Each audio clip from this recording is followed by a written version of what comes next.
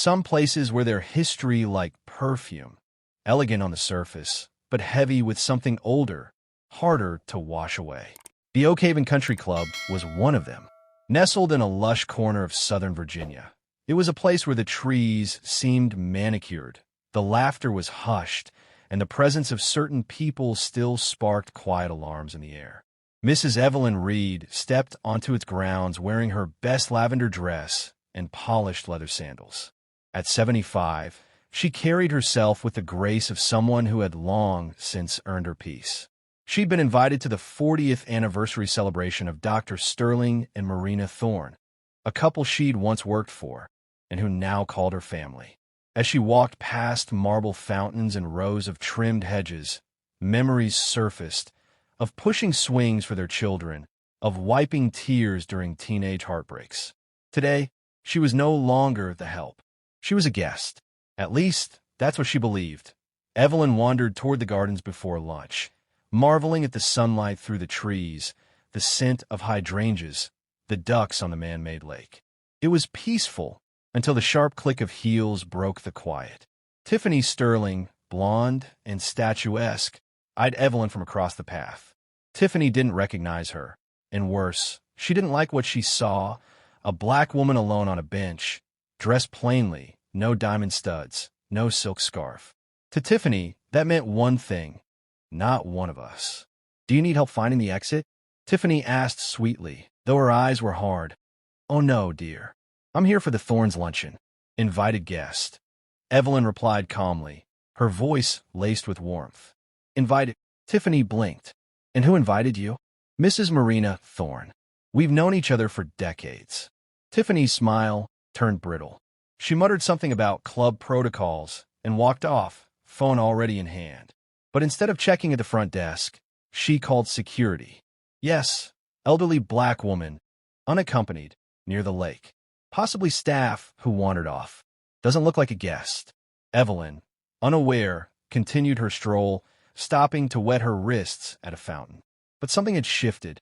Glances became stares. Conversations paused. Security appeared, pretending to patrol, but clearly watching her. By the time she began her walk back, the scrutiny was unbearable. It was in every whispered word, every step behind her.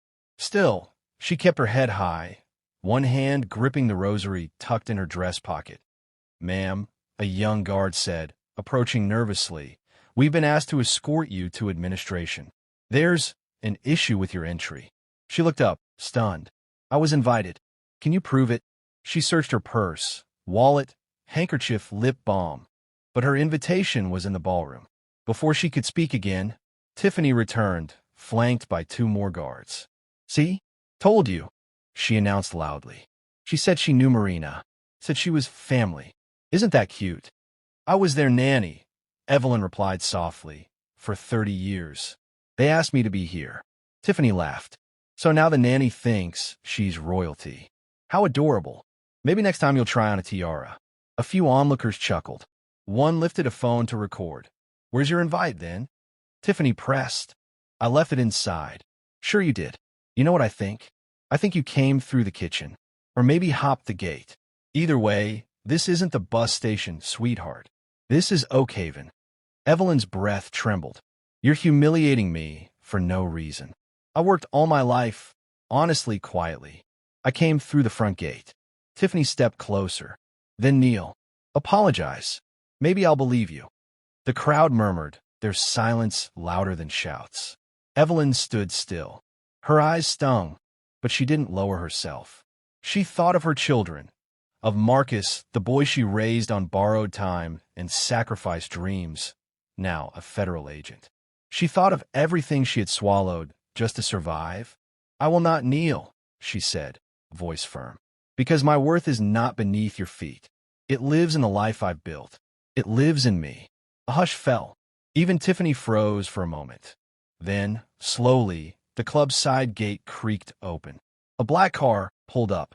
From it stepped a tall man in a charcoal suit, his stride calm but deliberate. Mrs. Reed hadn't seen him yet, but her heart already knew. Marcus, her son, her protector, the witness to a lifetime of suffering. And Tiffany was still smiling, still considering herself untouchable. But the world was about to change. Marcus walked with firm steps, the sun hitting his forehead, but what burned was inside. Every foot he approached revealed the cruelest scene he had ever witnessed. His mother surrounded, offended, ridiculed. Her hands trembled, her face was damp, her back hunched with pain and shame, and the world around watched silently. He looked around, noting every face, identifying who laughed, who filmed, who hid in omission. His eyes, now without sunglasses, conveyed something impossible to ignore. Justice was coming, and it was coming with fury. Tiffany, still standing tall, turned and faced him. "And who are you? Are you with her?" she asked with the same arrogant tone as always. Marcus stopped directly in front of his mother, took a deep breath, looked at her face with tenderness and respect, then turned to Tiffany and said slowly, "My name is Marcus Santos. I'm a federal agent, and this woman here is my mother." A brutal silence fell over the space. It was as if even the wind had stopped. Tiffany took 2 steps back, her face losing color, her lips trembling. I didn't know. They told me she was walking alone, without identification. No, ma'am, you didn't just," Marcus countered. "You shouted. You accused. You humiliated. You demanded she kneel and kiss your feet. That's what you demanded. Look, maybe I exaggerated, but surely this doesn't need to become, it's not that serious," Tiffany stammered. Marcus approached, not raising his voice, but every word sounded like a hammer. "You used your social position to verbally assault an elderly black woman who had every right to be in a place. You didn't make a mistake by accident. You made a choice. And that is called racial harassment, and it's a crime." Someone in the audience swallowed hard. Another person lowered their phone. Others, braver, started recording again, now with a new interest, the truth coming to light. "This woman was my foundation.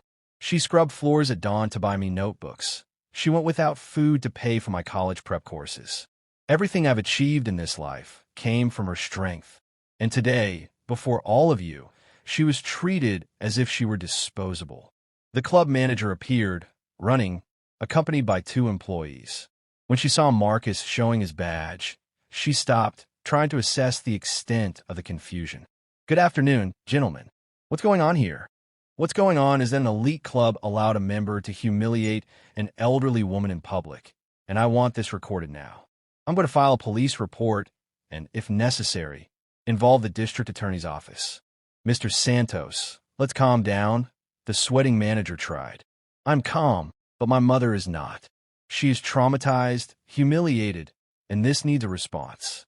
Or will this club stay silent too?" "Of course not. We will investigate." "You won't need to investigate anything," a female voice shouted from behind. It was Marina, elegant, determined, with an expression of revolt. She walked directly to Mrs. Reed and embraced her tightly. "I'm so sorry, my dear. I'm so sorry for every second of this monstrosity. It was my mistake not to be here from the beginning, but I saw it. They sent me the video, and I swear, this woman will never set foot in this club again." Marina turned to Tiffany, who was now visibly desperate. "You are expelled from the membership. The board will meet, but my word carries weight, and I will make it count. What you did today has a name and consequences." Tiffany tried to argue, but no one was listening to her anymore. People began to distance themselves from her. The weight of social scorn fell hard, and then she left quickly without saying a word, ashamed, sweating, destroyed. Mrs. Reed was still in shock, her eyes moist, but now for a different reason. Marcus knelt before her, took her hands, and said, "Mom, I'm here. You will never go through this alone again. You are the reason I am who I am. You taught me to be dignified. Now it's my turn to give that back to you." She smiled, her eyes wet. "I thought about kneeling, but something told me to resist. That, Mom, is called courage, and you have plenty of it." The applause came, discreet at first, then stronger, genuine, not of pity, but of respect. This isn't just Mrs. Reed's story. It's the story of thousands of black women who carry on their shoulders the weight of dignity, resistance, and the silence imposed by a society that so often insists on denying the value of those who built this country with sweat, faith, and courage. Mrs. Reed did not kneel, not out of pride, but out of self-love, and she taught us that humility is not submission. It is knowing who you are even when the world tries to erase your history.